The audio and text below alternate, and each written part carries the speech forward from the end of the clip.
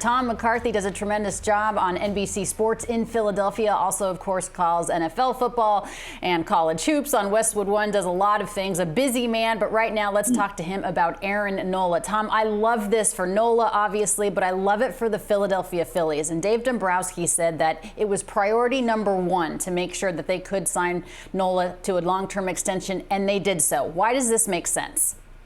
Well, I think it makes sense, Alana, because I think you know what you're getting when it comes to Aaron Nola. You know the durability, you know the work ethic, and I think that's one of the big things. You know, he's coming off arguably his toughest year from an ERA standpoint, not from a FIP standpoint, but from an ERA standpoint. But I think they also know that he's going to work his way physically, mentally, to get himself back to where he'd like it to be. I think the first handful of starts in the postseason after he tweaked his mechanics are what they're anticipating more of coming to 2024. You know, people wonder, I mean, is 7 years, is that too long? Well, in this day and age, it doesn't seem to be, because somebody was going to give him that, and somebody was going to probably pay him more than the $172 million. But I know he was really comfortable here in Philadelphia. He has been a foundation piece for this organization on so many levels in the community, but also in the clubhouse. So this makes a lot of sense for them because they know what they're getting, and they know they're getting 200 innings every single year. And I think that's the biggest thing, right? I mean, he absolutely posts every fifth day. He gives you length. The ERA might not be that sexy, but this is a guy that gets the strikeout, the swing and miss when he needs to. And I think there is something to be said about you know what you're getting. How has he been as far as that's concerned? Perhaps wanting to lower that ERA, but knowing that you're going to get a guy that gives you length and you can count on him. Well, I think a lot of when you look at him out on the mound, you see, and when you talk to him, he's a very humble guy. He's from Louisiana. His pace is not that fast when it comes to the way he moves and the way he lives his life, but the competitiveness is there.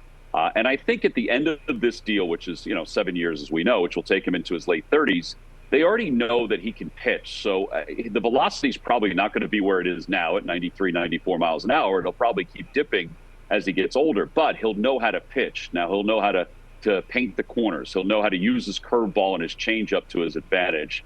And I think that once you get him signed, it sort of lays the groundwork for the rest of the postseason. So you have your number 2 starter behind Zach Wheeler, and just ahead of Ranger Suarez, you have Taijuan Walker in this rotation.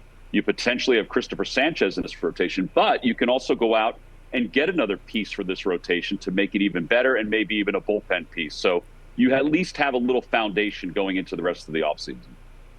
Mr. McCarthy, that is what we call a segue. Good job by you, because earlier Dombrowski said that the Philadelphia Phillies only plan to add 1 starter, but Alex Coffey of the Philadelphia Inquirer said that now that this is done, perhaps there is some opportunity to add some pitching depth.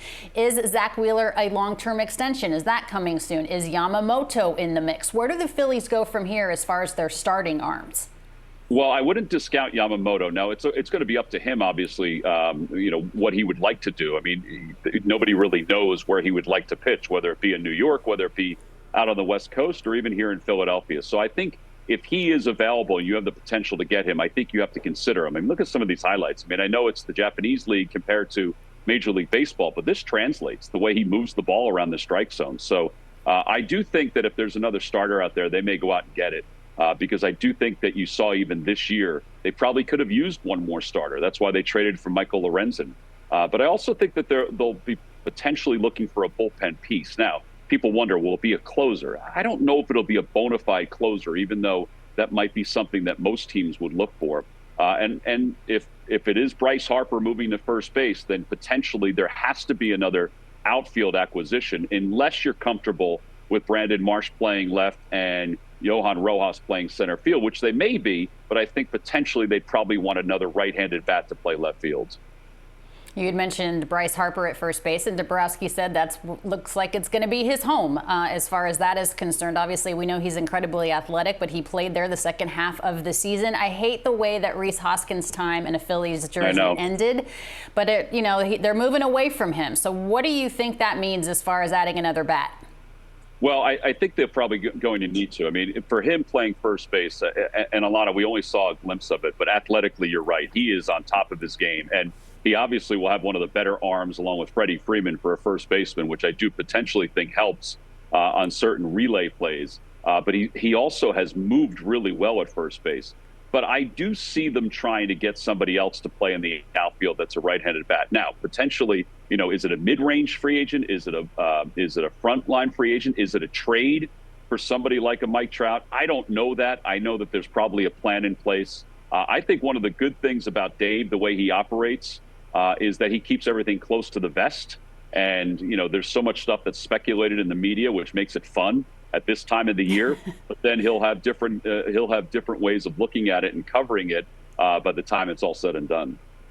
Yeah, who knows? Maybe Nick Castellanos ends up back there in right field for the Phillies. Before I let you go, I want to ask you this, Tom. Chase Utley, he is on the ballot as far as the Hall of Fame is concerned. Is he, and I know you might be a little biased, you and Crucky, but is Chase Utley a Hall of Famer in your mind, and why? Well, it's funny, Alana. We have this conversation all the time about Chase Utley and Jimmy Rollins. And, my heart always leans toward them being Hall of Famers. I think Jimmy Rollins, I think he got 12% of the vote last year. I think he should be in the Hall of Fame. Now, Chase Utley is a really interesting story because if you take a look at a lot of the analytic numbers, he is among the top 15 among second basemen of all time.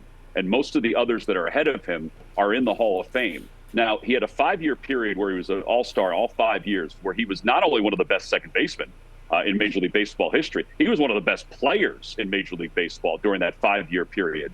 I don't know. You're right. I'm probably impartial when it comes to this. But I love the guy. I think that his competitiveness, I think the one number two that stands out, his base running ability, the runs above average as a base runner are through the roof. And I think when you think about that in Hall of Fame, you think about the whole picture. I think eventually he probably would be considered in the same vein as Scott Rowland, not defensively, obviously, but in the same vein as Scott Rowland. So I think down the road, you might see him and Jimmy Rollins definitively in the Hall of Fame. And I think it's rightly deserved. How fitting if they go in together. 12.9% of the vote last year for Jimmy Rollins. Chase Utley, certainly all-star Hall of Fame years, 2005, 2009, or through 2009. And don't forget the sacrificing of the body, getting hit by pitch every single time he was at the plate. The other Tom thing, McCarthy, too, I look at them as Lou Whitaker and Alan Trammell. I think that Whitaker should be in the Hall of Fame also, and I think it's sort of the same kind of compilation. I agree. That'd be cool if Rollins and Utley could go in together. Tom McCarthy, we always appreciate your time. Thanks so much.